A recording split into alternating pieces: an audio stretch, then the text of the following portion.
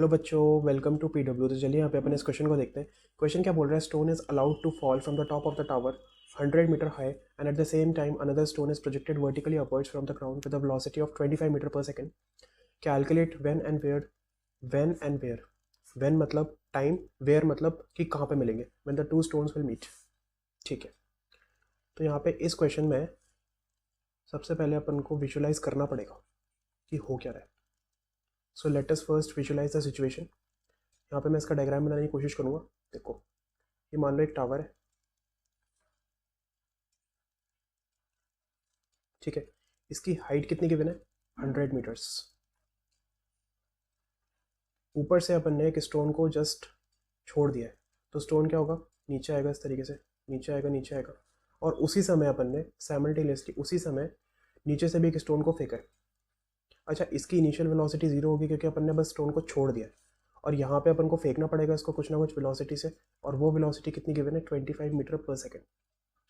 तो फिर ये ऊपर से नीचे आएगा और ये नीचे से ऊपर जाएगा। कुछ टाइम के बाद ये स्टोन्स यहाँ पे मिलेंगे, ये स्टोन्स यहाँ पे मिलेंगे। लेट से ये जो मिलेंगे, ये जिस डिस्टेंस पे मिलेंगे वो नीचे से x है, तो ऊपर से कितनी हो जाएगी? टोटल डिस्टेंस कितनी है? 100।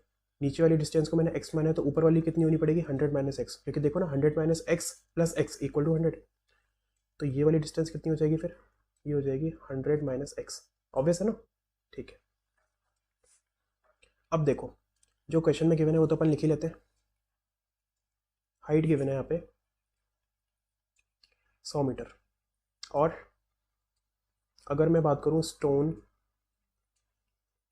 वन की, ये स्टोन वन बोल देता हूँ इसको, और इसको मैं स्टोन टू बोल देता हूँ। अगर मैं स्टोन वन की बात करूँ तो उसके लिए यू कितना है? 0। और अगर स्टोन टू की बात करूँ तो उसके लिए यू कितना है? 25। ठीक है, अब देखो इक्वेशन ऑफ मोशन लिखते हैं यहाँ पे। अगर मैं यहाँ पे सेकेंड इक्वेशन ऑफ मोशन लिखूँ तो वो क्या होती है? S is equals to u t plus half a t square. ठीक है, अगर मैं पहले वाले स्टोन के लिए यहाँ पे इक्वेशन ऑफ मोशन लिख रहा हूँ तो एस कितना हो जाएगा पहले वाले स्टोन के लिए? 100 minus x is equals to u कितना है? 0 इंटू टी प्लस हाफ। ऊपर से नीचे आ रहा है तो इसलिए जी का वैल्यू +10 यूज़ करूँगा, 10 इंटू टी स्क्वायर। और टी का वैल्यू कितना हो जाएगा? ये तो अपन को निकालना ही है।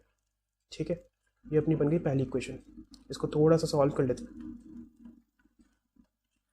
ये 5 टाइम्स कैंसिल हुआ है, ठीक है। तो ये कितना आ जाएगा? 100 minus x is equals to 5t square. So this is your first equation. Applying the same equation for the second stone, what we get is x is equals to ut, that is 25 into t plus half into, अब ये stone नीचे से ऊपर जा रहा है तो इसलिए यहाँ पे जी का वैल्यू -10 यूज़ करेंगे। -10 into T square. All right, तो यहाँ से x का वैल्यू कितना आता है? 25t minus 5t square. This is your equation number 2। All right, from equation 1 and 2 what we can get is, यहाँ से अगर मैं x का वैल्यू इसमें रख दूँ तो यहाँ से देखना 100 माइनस ये हो जाएगा 25t plus 5t square is equals to 5t square. बहुत बढ़िया, क्वाड्रेटिक सॉल्व ही नहीं करनी। तो t का वैल्यू कितना आ गया? 4 सेकंड। इसका मतलब 4 सेकंड के बाद ये दोनों स्टोन्स मिलेंगे। अब ये मिलेंगे कहाँ पे, ये अपन को निकालना है। तो ये तो बहुत ही सिंपल है।